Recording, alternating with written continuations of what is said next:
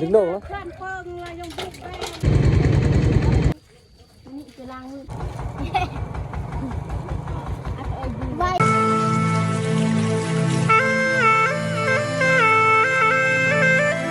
ตรงนี้ก็ฮอเราดูสักเขาให้พี่น้องเพราะว่าฝนตกตลอดเนี่ยอยู่ส่วนนี้เห็นไหมดูเตรียมออกให้ออกส่วนพี่น้องตรงนี้ก็สีต่อไปสักเขาให้นี่พี่น้องนี่ก็เตรียมเครื่องเรียบร้อยพี่น้องกลางมาตัวไรนะ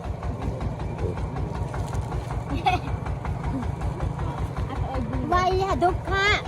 ใช่เหรอใช่ปะน้ำไม่เจอฟ้าปะน้ำนี่ตันละจะมัดตัวพี่น้อง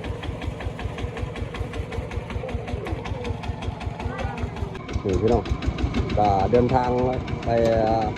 สักเขาให้เนาะ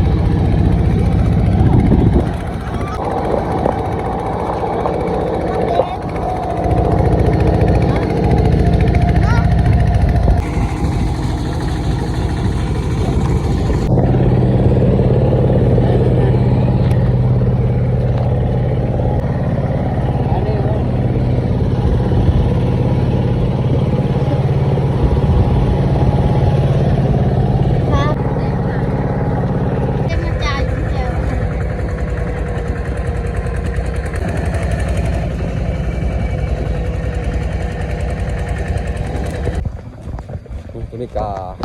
ขอส่วนเรียบร้อยพี่น้องนี่จะเป็นทางสวนเนาะทางว่าญี่ปุ่นเนาะพี่น้องครับตัว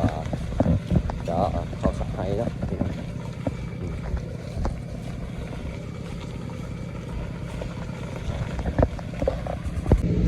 ตัวนี้ก็หอดเสื่อมเรียบร้อยพี่น้องเพราะว่าใครลงจากรถเนาะเดินทางกับสมองกว่าเนาะพี่น้องเพราะว่าเขาขี่รถตกเนาะพี่เมื่อไฟกลางเลยช่วยฉลามนี่นะมันทอดเรียบร้อยแค่นี้นะ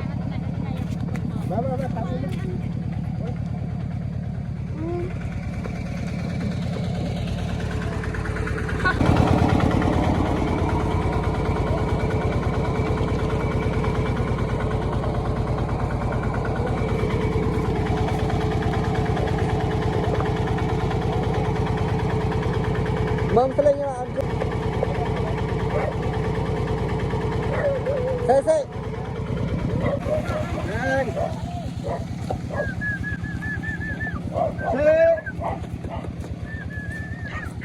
ไอ้บ้า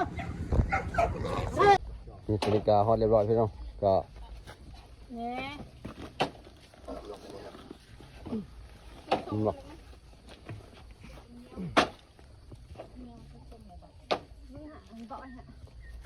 มึงยี่บุกไงยี่บังไปเบลงไป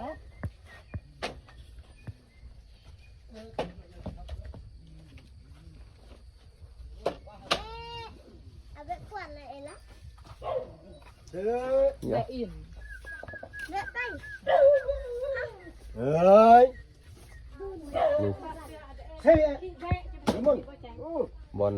ที่เราผักมาใช่ไหมจะเป็นกระตุกเนาะเดี๋ยวเนาะตัวนี้ก็แม่ใหญ่เนาะนี่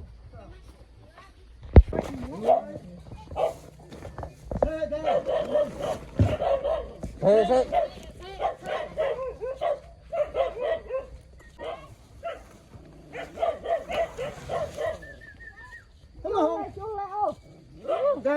แปลงกระตูบมันเป็นเนาะเพราะว่ามันหัวเนาะเป็นเนาะจะเพื่อแปลงเนาะเด็กกับพ่อใหญ่เนาะแปลง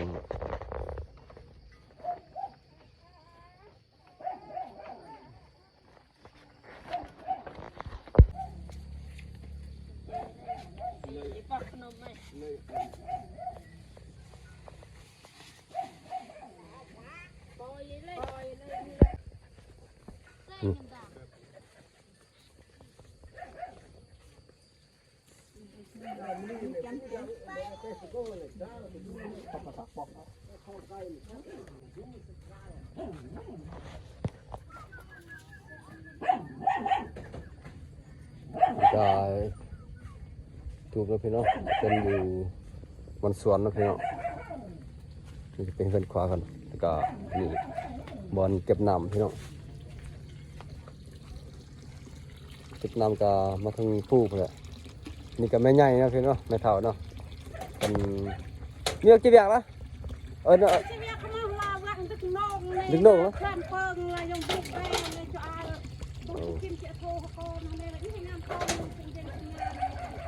จะซาสิยูมูเนาะนี่ก็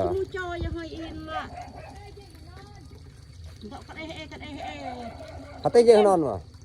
นอนมาล่ะนอนรอกันเจนอนเจนนอนเจนตัวอินยันบัดยันตู้จะนอนเลยอ้อยมาวิลาน้องตัดน้องไอ้ชาติเองต้องตายโม่อังกติอันทุก